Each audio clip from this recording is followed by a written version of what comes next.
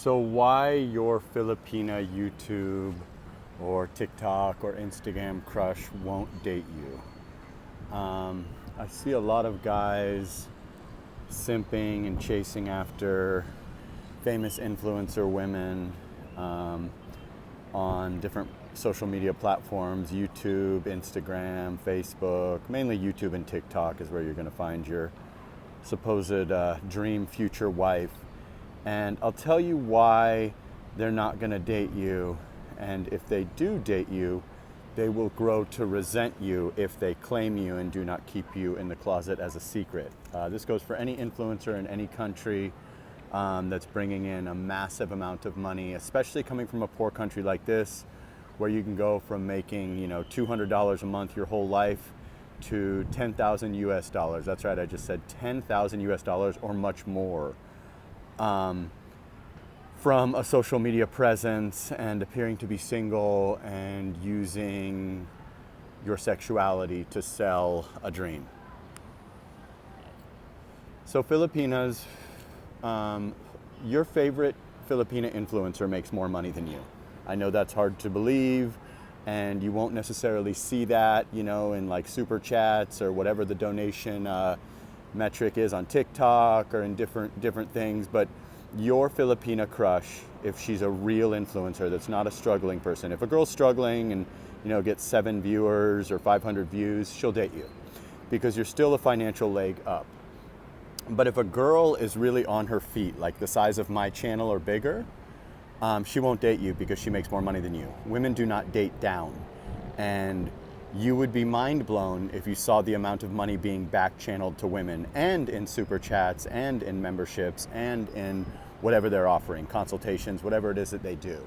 So I'm a YouTuber. I have a decent sized channel, and people I think sometimes don't have the right idea about YouTube. A guy said the other day, YouTube is 24/7 work for small money, and it seems kind of wonky.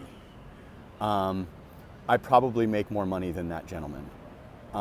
There is money in YouTube if you have a community that rallies around you and supports you, if you can book consultations, if you have a big membership group, a Patreon, whatever it is, merchandise. There is actually quite a bit of money in YouTube for certain YouTubers, even men. A lot of us had some good success. And now the Filipinas on YouTube have figured out to go live about 7 to 8 hours a day.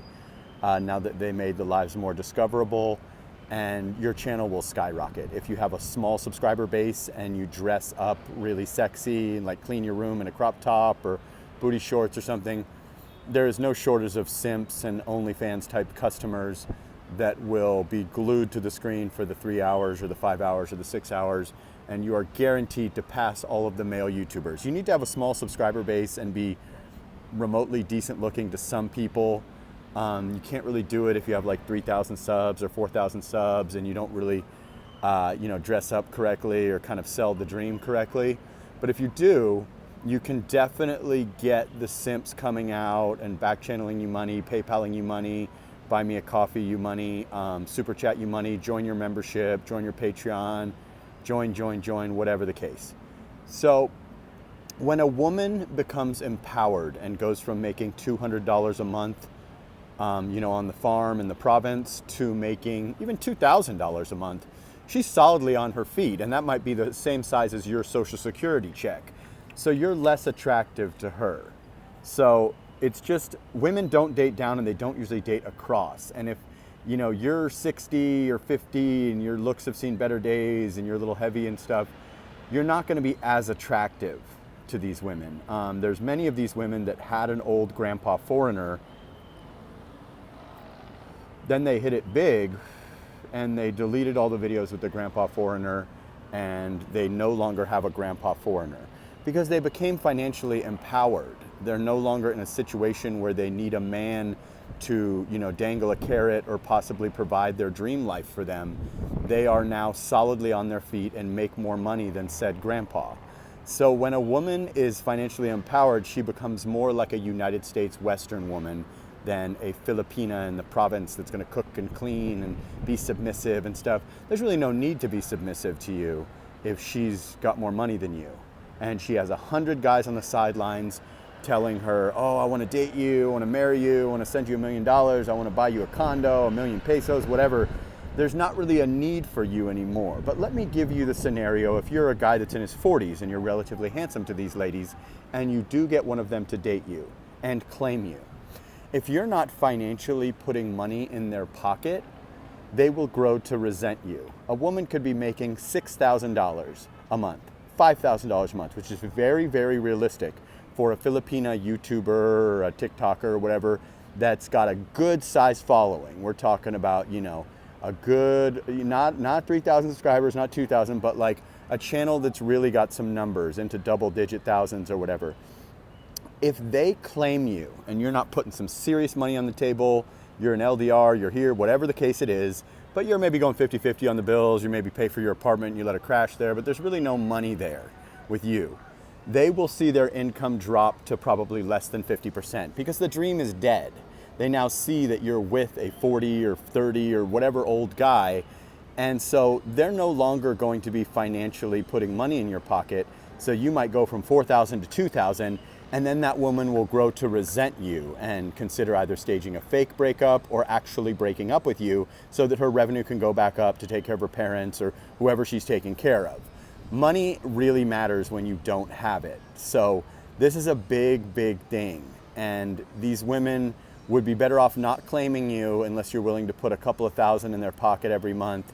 And in the end, there's too many guys that are in their DM saying, you could do better. Oh, he's not that handsome. How much money did he give you this month? I'm willing to be a sugar daddy. There's tons of thirsty, desperate simps, and a lot of the demographic is going to fall into the Philippines YouTube scene. It's a lot of guys that have seen better days in the West. They're really starved out. Even if you're good looking in the West, you're gonna have a tough time for 90% of guys. So this is just the cold, hard reality of your YouTube or your TikTok crush that may even entertain you if you send $50 with an attached message saying you're gonna be somewhere. But when you arrive in the Philippines, there is a 95% chance that they will either flake on you or do a 20-minute chaperoned Starbucks date, and you will never donate to them again. Men do not tune in to Filipina YouTubers and Filipina TikTokers and Filipina Instagram people for information. They tune in for sexual interest. That's why the banana videos do so well. That's why disgusting sexual titles do 60,000 and house builds do 500 views. Men are only interested in sex, marrying, or dating Filipina influencers, sadly. That's fucked up, but if you're not Jennifer Terry or Filipina P, that's the facts. So when a lot of times a guy will have a long rollout to coming out. Could be years, could be 6 months, could be 2 months. They will be heavily super chatting you or whatever. When they arrive in the Philippines and realize that you're not available that weekend, or you do a 10-minute, meet and greet, hey there kiddo, thanks for the donations or whatever, and there is no sexual things happening and there is no marriage happening, and they realize that they have far better options than you, they're not attracted to you, they were just stringing you along for the donation, saying, oh yeah, I'll meet you, of course, yeah, come over to Starbucks, at Ayala Mall, and then, they get you in and out of there in 20 minutes with a nice pat on the back. Obviously that money dries up, but there's a sucker born every minute and there's a new simp flying into the Philippines every day. So they will be able to rinse and repeat, rinse and repeat, rinse and repeat. A lot of women also that are influencers all over the world have a boyfriend that they keep in the background. This guy is not to be seen, he's to be hidden very well. Some of these American influencers make millions a year from their OnlyFans, etc. And their boyfriend is not an attractive proposition for that fucking doofus simp in Alabama in his mother's basement with the Cheeto stains that's spending $1,000 a month buying her private OnlyFans videos, whatever the case may be.